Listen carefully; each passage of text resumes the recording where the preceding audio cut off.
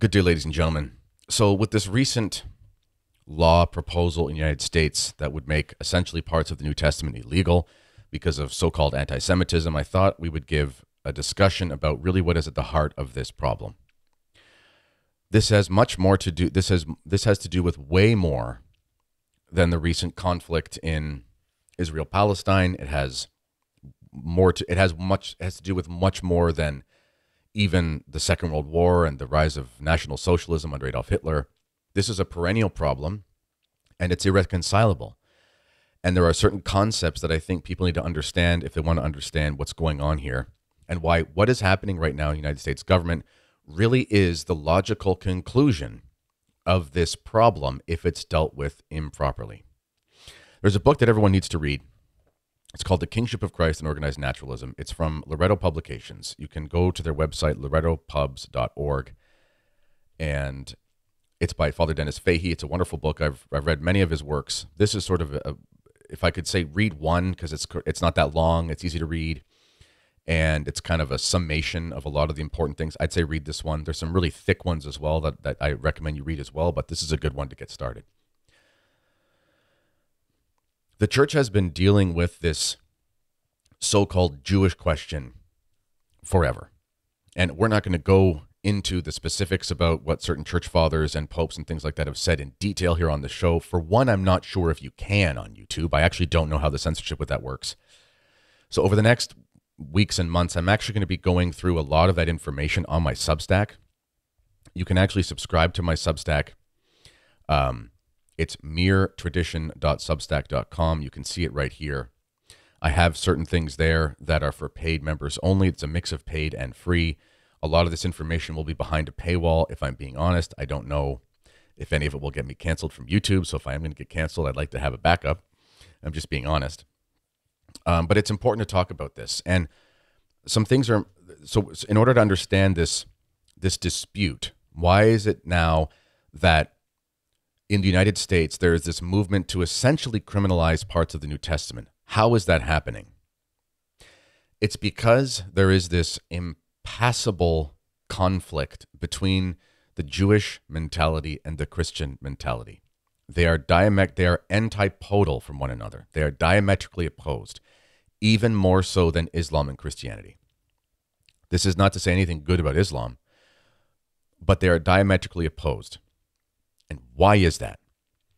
It is because of the difference between a natural and a supernatural outlook. Islam, for all its errors, and there are grave errors and problems, does have a supernatural outlook. Judaism, since the coming of Christ specifically, and even much before it, does not have a supernatural outlook. Yes, Jews believe in God, but actually, if you look into a lot of the teachings of the conservative Orthodox rabbis and figures of our day, like Ben Shapiro, for example, they don't really believe miracles are possible. They're basically functionally atheists. It's not even really clear if they believe in heaven. They definitely don't believe in the resurrection of the body. This was actually one of the disputes of the Sadducees. You know, one of the jokes is, they were so sad, you see, because they didn't believe in the resurrection of the body. And Christ is debating with these, or not debating, he's telling them, because he doesn't debate, but he's telling them the truth with the Pharisees and the Sadducees and so forth in the New Testament. You can look into your New Testament for that, because they have perverted the doctrine. There was this naturalism at heart, at the root of this perversion of the faith of Abraham and Moses and so forth that had become commonplace. And Jesus sets the record straight. And this is evident by the fact that all of the church fathers, rightfully so, have interpreted the Old Testament as a prefigurement of the New. And in doing so, show that all of these seemingly natural events were prefiguring what would become supernatural implications and fulfillments thereof. So this is like when, Christ says, I will destroy the temple and build it in 3 days. You're like, how could you do that? And the gospel writers say, well, he's talking about the temple of his body, right? This is the supernatural understanding of this. This is also personified in the moment during the Passion when the crowd, so think of the symbolism here. So the crowds, so a majority of the people of the city of Israel, of the city of Jerusalem, a huge majority, during the time of the Passover, when people from all over the world who are Jews are there, with the civil authority represented by Pilate, the religious authority represented by the high priest, the Sanhedrin, and so forth, and Christ and Barabbas. Christ is the Son of God. The name Bar-Abbas means the Son of God. That's what that means. Yes, Barabbas was a murderer, but what type? It was for sedition. He was leading or a part of a movement to have a natural solution to the problem of Roman rule over the Jews. Christ was, in the minds of the Jewish leaders, leading a sedition against the religious authorities of the Jews. You see the two problems there, the two sides of it. Who does the crowd choose? They choose Barabbas. They want the worldly solution, not the supernatural solution. This is the personification of the enmity between the worldly understanding of the Old Testament and the supernatural fulfillment of the Old Testament in the New. St. Paul talks about this as well in various letters, about this continual enmity that will persist basically until the end of time. And it's been the common understanding that the Jews who rejected Christ were essentially cut off from the tree of the covenant, and then the Gentiles were grafted on through baptism. The worldview of the Jews since the time of Christ and Christians are diametrically opposed and are irreconcilable. And it has to do with the church's perennial understanding of the kingship of Christ. Now, here's how you should understand the kingship of Christ. Just imagine sort of in your mind's eye a diagram. And everything is on this diagram, everything is under the kingship of Christ. So the lowest levels of civil institution to the highest levels of civil institutions are all governed by the kingship of Christ. Now, what would this mean? Well, historically, it's always been understood that the church has direct and indirect authority, or direct and indirect power. So, over souls who are under her charge, the church has direct authority. This is why, if you're a Catholic and they change the fasting rules, you're required to follow those unless you have some impediment, illness or age or something. Also, because of the influence, because the highest realities are spiritual realities, the highest truths are spiritual truths. The highest science is theology, the queen of the sciences. This is what the church has always understood and taught.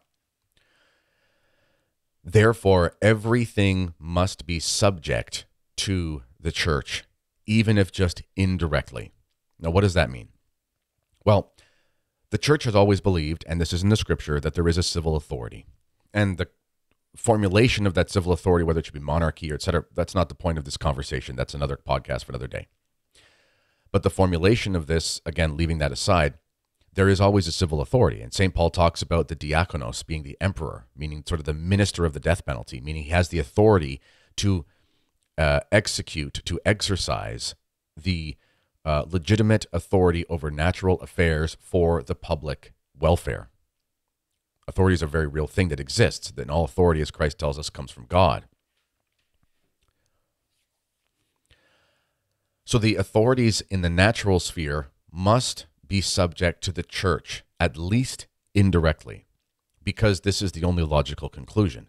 If the highest reality is the supernatural reality and the King of heaven and earth is Jesus Christ, then there can exist nothing on the lower realm that is at least not indirectly subject to the higher realm. So the way that the church would always exercise her indirect authority would be kind of like the following. So leave aside the papal states for a second, because there was a period of time where the Pope was actually the sovereign of various states in the direct sense. But even in places that were not the papal states, in many aspects of civil governance, there is an aspect of faith and morals. So let's take an easy example. Economics. Economics is not purely a materialist science. It can't be, because there's always going to be a moral implication. Now, again, we're not going to advocate for a particular form of economics here. I'm just saying it's impossible to make a transaction without making a decision about necessities and desires and wants and needs. And therefore, you're going to be taking into account a various array of circumstances that have to do with what you ought to do in a given circumstance. And whenever you are in an ought situation, in the idea of what should you do, you are facing a dilemma of what is right to do and what is wrong to do. So there's always an economic and there's always an ethical aspect to economic affairs. This is the grave error of Marxism, is that money is purely material, that the economy is purely a matter of numbers. This isn't true. And capitalism, in many ways, various forms of it, do have a similar problem. So the church, for example, during the times of Christendom, would formulate certain lending institutions and would make it completely illegal and wrong to ever do what's called usury, which is basically charging arbitrary amounts of interest on money in a way that is persecutorial to the people using the money. There might be service charges, there might be lending fees and things like that that would keep the organization going to sort of keep the lights on, but they'd be very low, and they wouldn't be things that sort of accrued interest in a very merciless sense, which is the case today. Hence why people are so much in debt and so forth. Now, that being said, the state had the direct power and authority over the economics of the country. So how did the church make these laws, and why did the civil society listen? Well, because there was a moral dimension to them, and the church would require the adherence to these demands by faithful Catholics under the pain of obedience to the church. And in a practical sense, the church would set up many of the institutions which would sort of make the problem go away. So the church did not have the direct authority over the economics in the sense of, we're the government now and here we are. But in the sense of, here is what Catholics must do, and here is the means to do it. Now you can do it the Catholic way. Another example is with education. So the church essentially started the university system. The church, there was no such thing as the public education system, but the attempts to educate the public were always initiated by the church. So universities being the places of higher learning where lawyers and all types of individuals of high learning would go were religious institutions. Now, the majority of them would have been clerics in the beginning, but then even when they were extended to those who were non-clerics, the point being is that you couldn't thrive in a higher education setting without being educated in the Catholic faith. And of course, education must contain a matter of faith and morals, because the knowledge of God is the most important thing to know. So you can't be truly educated without the knowledge of God.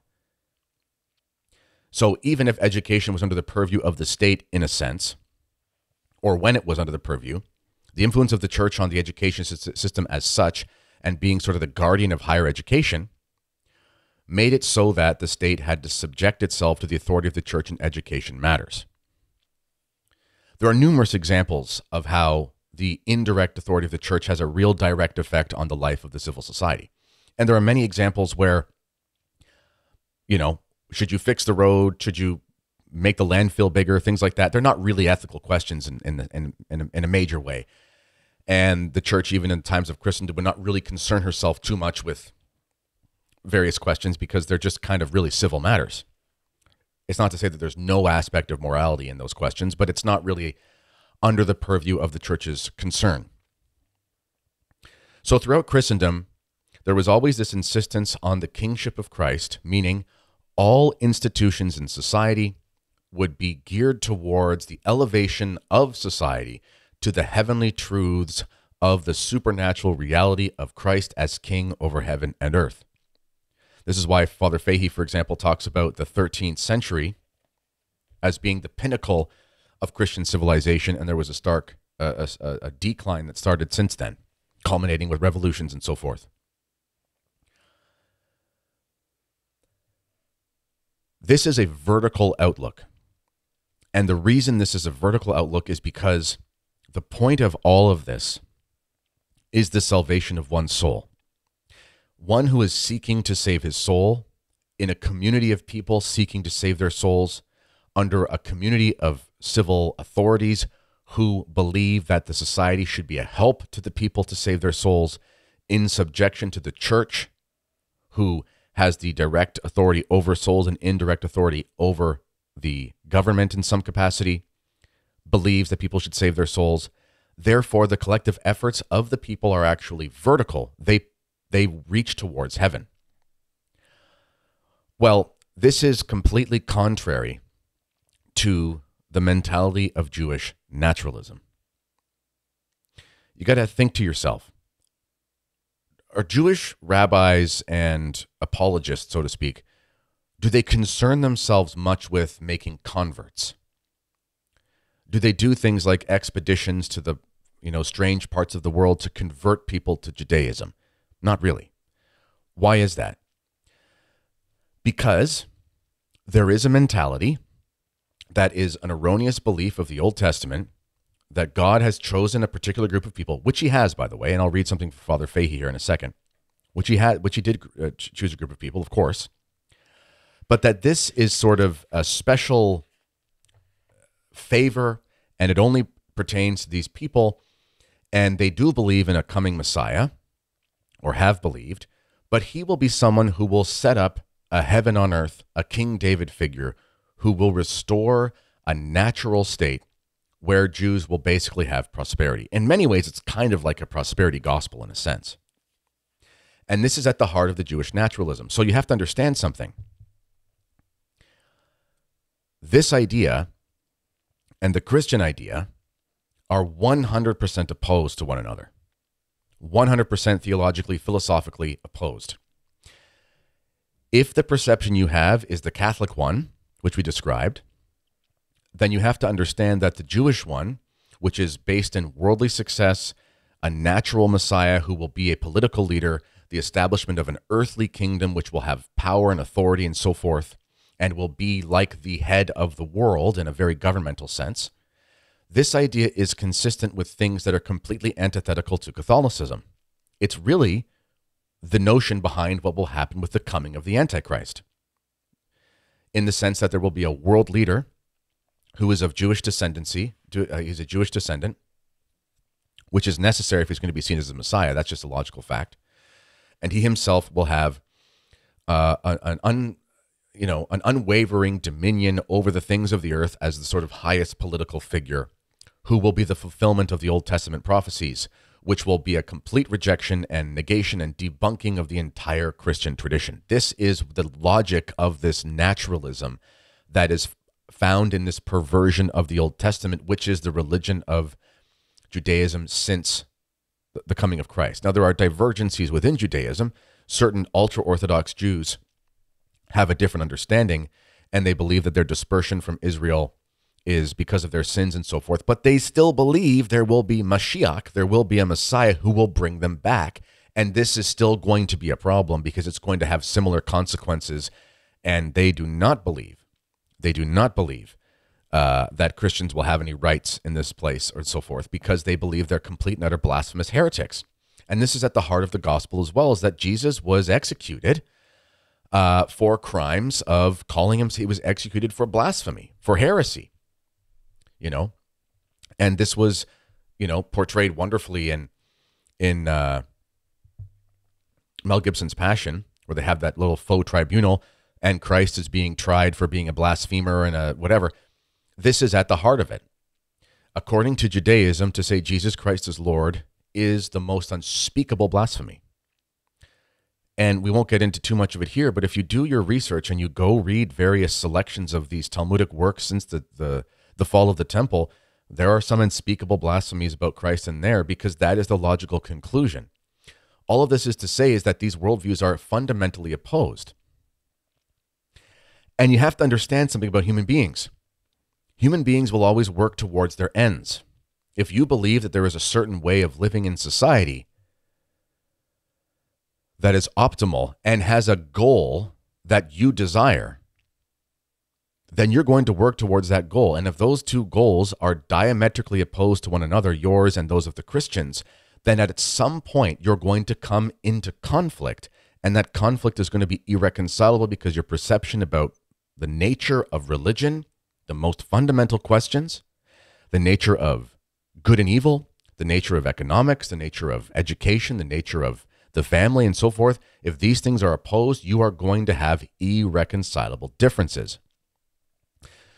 And the way the church has always dealt with this historically, when she had more of an influence based on the direct and indirect authority, and the states were not all apostate states, especially before the time of the French Revolution, there were laws put in place that you can debate whether or not the efficacies of those laws, but there were laws put in place that forbade certain activities of Jews in public that had to do with economics and so forth, because the Jews, for example, were not under the same morality that had to do with usury. And it was an effective way of enslaving people to debt. And the church would say, this is impossible. We can't do this. This is going to harm souls, and so on and so forth. And if you don't believe that debt is a type of slavery, I mean, how many years left on your mortgage and how big is a credit card and all that kind of stuff? I mean, this is what enslaves people. Anyway, we could go on. I'm going to do a deep dive into those papal documents on my Substack where I can't be censored. But it's important to keep that in mind, that there has been the church dealing with this. So the ironic thing is that what we're seeing right now with this recent promotion of laws, it's in a way the reverse of what the church has done historically. And that kind of is telling, because it shows you that if the one perception, the organized naturalism of post-Christ, post-Christian Judaism, if that is the dominant ideology, then you will necessarily have a criminalization of Catholicism. You will. It's unavoidable. You will necessarily have a criminalization of Catholicism because they cannot coexist. The only thing that has worked historically has been in countries where there is a large Catholic authority and presence, and there was a peaceful toleration. And that did happen. That did happen most of the time. And even in the most strict times of papal documents about the whole Jewish question, it was always forbidden to harm the Jews. It was always forbidden to commit any crimes against them. Even when there were restrictions on various affairs, it was always forbidden to harm the Jews because this is unchristian.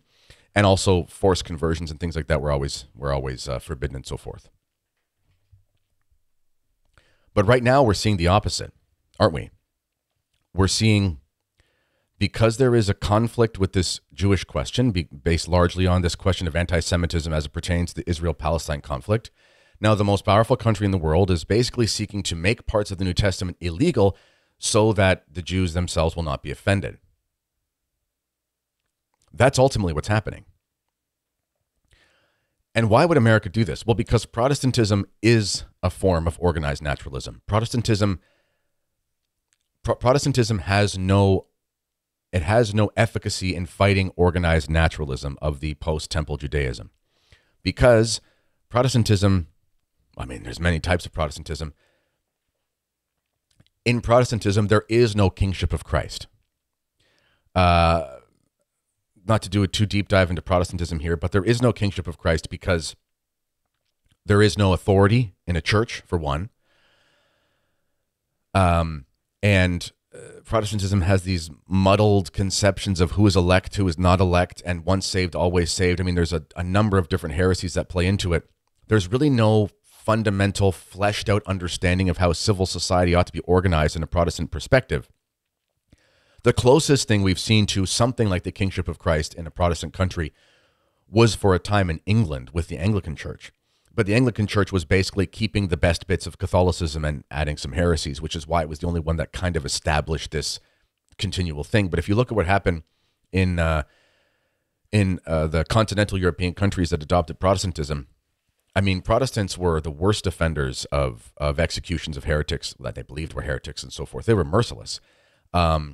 They were also the most virulent anti-Semites. And there is a real thing as anti-Semite. Even Father Fahey talks about anti-Semitism. He is the most politically incorrect reader, and I think the most excellent that you read on this topic. But he's very clear there's such thing as anti-Semitism, which is this irrational hatred of a people for reasons of race and ethnicities and so forth, which is wrong no matter who it is.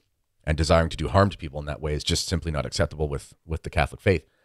But nonetheless, this real anti-Semitism was very common in Luther and Calvin and so forth. And they were wicked. And in fact, many of the Catholic countries became places of refuge for the Jews because even though there was restrictions on certain economic activities, it was always forbidden to do any harm because this is simply wrong. In any event, America is a Protestant Masonic country, and it is a country that is completely open to the organized naturalism of post-Christian, post-coming of Christ Judaism. And this is the reason why it fits so well is because in America, the greatest sign you have of success is money. The greatest sign you have of success is worldly comforts. You know, there's no theology of poverty as a way of suffering, you know, and sanctification really in Protestantism. And really, how could there be? I mean, people could believe in the poverty of the gospel because like Christ talked about it. But really, I mean, why would it be necessary for you to be poor for spiritual reasons as a Protestant? I mean, most Catholic saints have been poor. Some have been rich and kings and things, but even there they have the spirit of poverty. Like St. Wenceslas, for example, with what he did. But America is the land of it's the land of the consumer mentality. And this is a place where the highest validation of your election by God is basically the success of your country. America is a nation of the prosperity gospel. We like to laugh at Joel Osteen. His is the most American religion in many ways. You know, this idea that America is this place that's the elect nation, the shining city of the hill. This is completely consistent with this naturalistic notion of modern day Israel, which is really organized naturalism of Judaism since the time of Christ.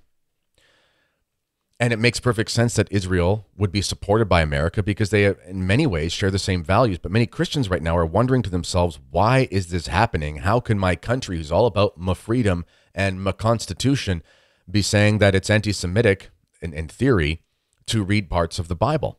Because there is this enmity that is irreconcilable, and it will not be solved by a natural solution without the kingship of Christ. It will not go away. It will not go away. There will be enmity between the older and younger brother. This is a theme throughout the Old Testament. And they must convert. And the authority of the church must impose itself the way that it has the rights to in order to stop this issue. And the popes used to do that. Now, you can argue about certain excesses with the way canon law was applied. Fine, go for it. I'm not here to make a defense of every possible thing that's ever happened by every magistrate in the church's history. But even if you think that there were excesses in the way certain things are done, the logic behind the fact that there would be certain restrictions put on the conduct of Christians and Jews and the economic interactions thereof between them, the fact that that existed was completely consistent with the authority of the church and the keeping of the public peace through the indirect authority of the church on civil affairs. That's a fact. And that is completely gone.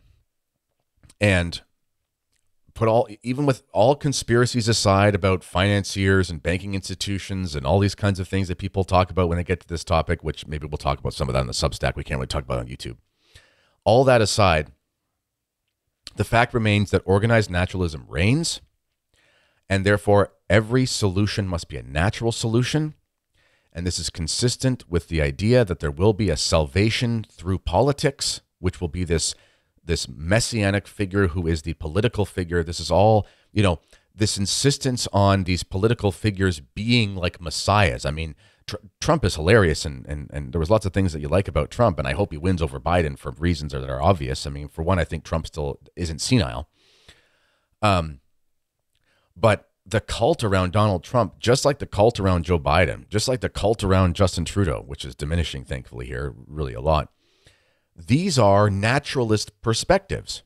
You know, the idea that these political figures would save you.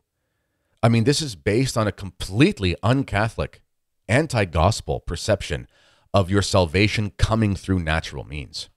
Politicians aren't divine. Why would you look at them like divine figures? It's organized naturalism. It's Freemasonic. It's organized naturalism of the Kabbalistic worldview since the first coming of Christ. And it's the heart of the American political ethos. And it's spread to many parts of the world as well. And this is why we're now in this position where when it comes time to choose Christ or Barabbas, they choose Barabbas. Because the mob that concerns itself with natural political salvation will always choose that. Because they will not choose the supernatural, because the heaven for them is on earth. And that's the big problem. I'm going to read I'm going to read two paragraphs here from Father Fahey to end. He said, on the other hand, our Lord, true man as well as true God, is a Jew of the house of David, born of the Virgin Mary, the lily of Israel. Our Lord's individuality, that by which as a man he is distinct from other members of the human race and belongs to a certain environment and a certain descent, is Jewish. The blood that was poured out on the cross at the hands of the official leaders of his own nation for the restoration of the divine life of the world was Jewish blood. Our Lord's Sacred Heart is a human heart, and he loves his own nation with a special love. We must never forget that or allow ourselves to fall victim to an attitude of hatred for the Jews as a nation.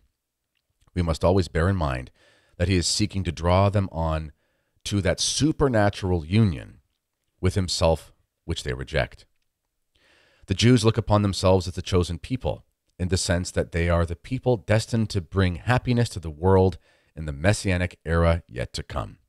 Catholic writers would do well not to pander to this naturalism by speaking of the Jews simply as the chosen people, for thus they increase the confusion of thought in modern times.